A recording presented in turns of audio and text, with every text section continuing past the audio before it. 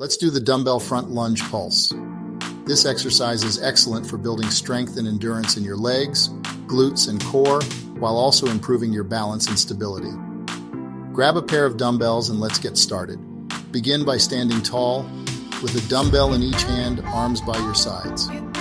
Step forward with your right leg, sinking into a lunge position until both knees are bent at a 90-degree angle. Make sure your front knee is directly over your ankle and your back knee hovers just above the floor. From here, we add the pulse. Keeping your torso upright and core engaged, pulse your body up and down 3 times in this lunge position.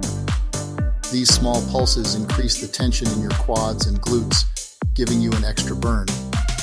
After 3 pulses, press through your front foot and return to the starting position.